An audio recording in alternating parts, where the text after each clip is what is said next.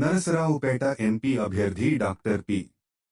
అనిల్ కుమార్ యాదవ్ మీడియాతో మాట్లాడుతూ, ముఖ్యమంత్రి వైఎస్ జగన్మోహన్ రెడ్డి గారి మేమంతా సిద్ధం బస్ యాత్ర వినుకొండలో ప్రారంభమైన ఒక ప్రభంజనంలాగా పల్నాడు జిల్లాలో జరిగిందని, ముఖ్యంగా మహిళలు, వృద్ధులు ఎంతో మంది ఎండను కూడా చూసుకోకుండా కూడా ప్రతి గ్రామంలో స్వాగతం పలికిన తీరు కూడా చూశారని, పిడుగురాళ్లలో సభకి వెళ్లే మార్గంలో పొద్దున్న మొదలు పెడితే రాత్రి 10:30 గంటలకి కూడా ప్రతి గ్రామం జంక్షన్లో నిలబడి ప్రజలు జగన్మోహన్ రెడ్డికి ఘన స్వాగతం పలికారని అన్నారు.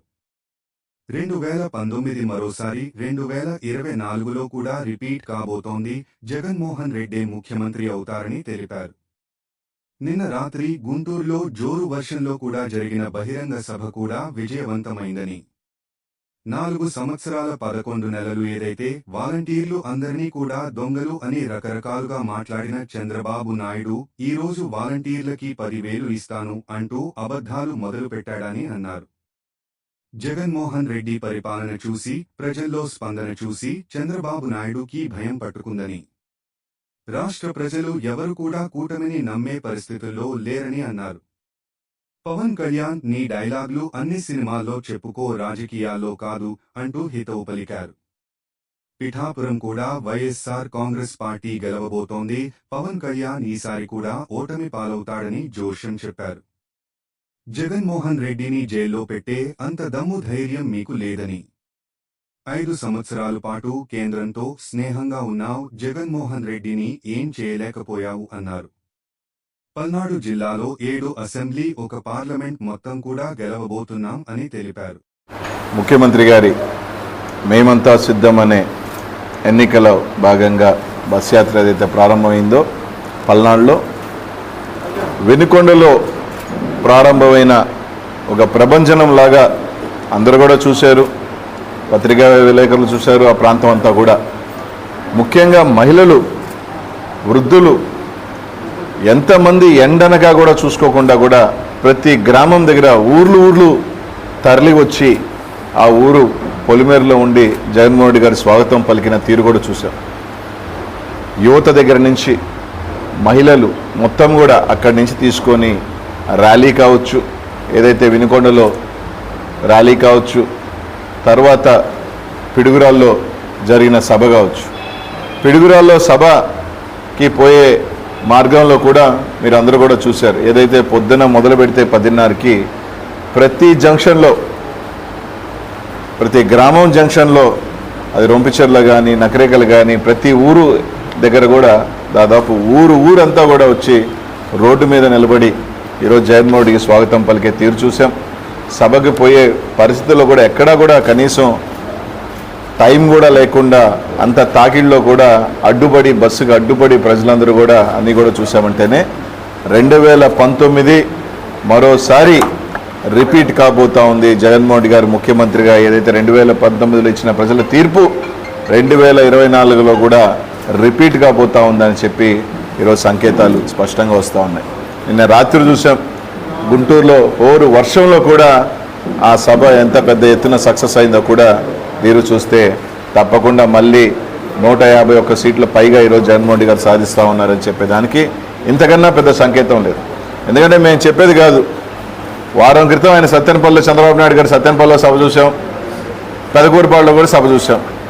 ఇదే సత్తెనపల్లిలో నిన్న దాదాపు 10:30కి మొదలు పెడితే 3 గంటల దాకా మండు టెండలో వేలాది మందిగా రోడ్లెక్కి జగన్మోహన్ రెడ్డి గారికి మద్దతు పలుకుతూ స్వాగతం పలికిన తీరు కూడా నిన్న సత్తెనపల్లి వీధుల్లో, టౌన్లో కూడా చూసాం.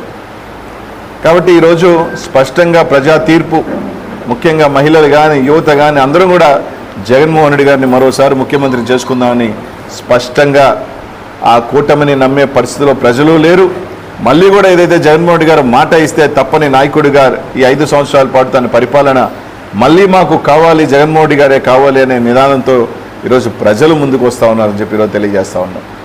ఈరోజు అందరూ కూడా ఒకటి స్పష్టంగా ఆలోచన చేయాలి. ప్రతి ఒక్కరు కూడా ఈ రాష్ట్రంలో ఏదైతే ఇచ్చిన మాట ఇందాక చెప్పినట్టుగా, మా శాసనసభ్యులు చెప్పినట్టుగా 4 సంవత్సరాల 11 నెలలు వాలంటీర్లు దొంగలన్నాడు, మూటలు మోసేవాళ్ళు అన్నారు, ఆడపిల్లల్ని ఎత్తుకుపోయేవాళ్ళు అన్నారు, రకరకాల మాట్లాడిన వీళ్ళు ఏదైతే పెన్షన్ని వాలంటీర్లు కాదు అధికారుల చేత ఇవ్వాలని చెప్పిన తర్వాత వాలంటీర్ వ్యవస్థ జగన్మోహన్ రెడ్డి గారు తీసుకొచ్చిన వ్యవస్థ ఏ విధంగా పటిష్టంగా పనిచేస్తుంది, దానివల్ల ఎంతమంది ప్రజలు సంతోషంగా ఉన్నారు, ఆ ఇబ్బందులు కేవలం 10 రోజుల్లోనే ఈ రాష్ట్ర ప్రజలందరికీ తెలిసే తలికే.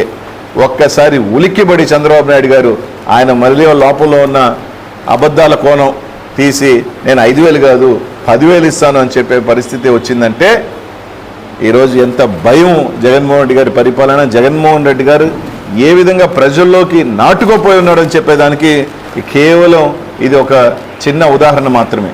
కాబట్టి ఈరోజు రాష్ట్రంలో ఎక్కడికి పోయినా ఈరోజు ప్రజలు వచ్చే స్వచ్ఛంగా వచ్చే ఈరోజు ఊర్లు అసలు ఏ విధంగా జగన్మోహన్ రెడ్డి గారు దిగి ప్రతి ఒక్కరిని కూడా బాగలేని వాళ్ళ గారి నుంచి ఎవరైనా వచ్చినా కూడా దిగి పలకరిస్తూ వాళ్ళని ఏమైనా అక్కడికక్కడికే స్పాట్గా చేసే తీరు కూడా ఈరోజు ప్రజలందరూ కూడా గమనిస్తూ ఉన్నారు. ఈరోజు ఆ కూటమిని నమ్మే పరిస్థితి లేదు. 2019 మళ్ళీ ఈ రాష్ట్రంలో రిపీట్ అవ్వబోతూ ఉందని చెప్పి ఈరోజు తెలియజేస్తూ ఉన్నాం. అలాగే నిన్న పవన్ కళ్యాణ్ గారు కూడా పిఠాపురంలో ఏదో మాట్లాడాడు. ఆయన రాష్ట్ర నాయకుడు, ఆఖరికి పిఠాపురంకే ఆయన చెప్పుకుంటుంటాడు, నేను రాష్ట్రాన్ని నేను తొక్కుతా, నేను తాట తీస్తా, నేను తోలు తీస్తానని చెప్పి పిఠాపురం ఎమ్మెల్యే నియోజకవర్గానికి పరిమితమైపోయి ఆడే అతుక్కోపోయి ఉన్నాడు. ఎందుకంటే ఈసారి ఇది కూడా ఎట్టా ఎగరుతుంది అనుకోండి పిఠాపురం కూడా, ఆ రిజల్ట్ కూడా చూస్తూ ఉన్నాం. అది వదిలేసి ఆయన తీసుకుంది 21 సీటు. ఆ 21 సీట్లో 1 గెలసద్దా, ముందు 2 ఉంటుందా, తర్వాత 1 ఉంటుందా అని కూడా తెలియని పరిస్థితుల్లో ఆయన ఉంటే జగన్మోహన్ రెడ్డి గారు మేము అధికారంలో రాగానే తీహార్ జైల్లో పెడతా, ఇంకో దగ్గర పెడతా, ఎందుకు ఎదవ ప్రగల్భాలు, దేనికని? జైలు కాదు కదా. జగన్మోహన్ రెడ్డి 2030 అరిసి 5 సంవత్సరాలు గింజుకున్నారు. కేంద్ర ప్రభుత్వంతో మీరే ఉన్నారు, కేంద్ర ప్రభుత్వంలో మొత్తం 5 సంవత్సరాల పాటు 5 సంవత్సరాల పాటు వాళ్ళతో ఉన్నారు. ఏం పీకారు? ఏమీ పీకలేకపోయారు. ఈరోజు వచ్చి నేను ఆయన్ని పెడతా, ఈయన్ని పెడతా ఎదవ ప్రగల్భాలు, సినిమా డైలాగులు మాని ప్రజలు సినిమా డైలాగులు నమ్మే పరిస్థితుల్లో లేరు. ప్రజలు స్పష్టంగా ఈరోజు తీర్పు ఇవ్వబోతున్నారు. పల్నాడు జిల్లాలో 7 నియోజకవర్గాలు గెలవబోతా ఉన్నాం. తప్పకుండా 7 శాసనసభ స్థానాలు, 1 పార్లమెంట్ స్థానం కూడా తప్పకుండా గెలవబోతా ఉన్నాం. మంచి మెజారిటీతో మా శాసనసభ్యులు కానీ పార్లమెంట్ కూడా గెలవబోతా ఉన్నాం. దీనికి ఈ పల్నాడులో జరిగిన సభలు, ర్యాలీలు, స్పందన మేము చెప్పేది కాదు.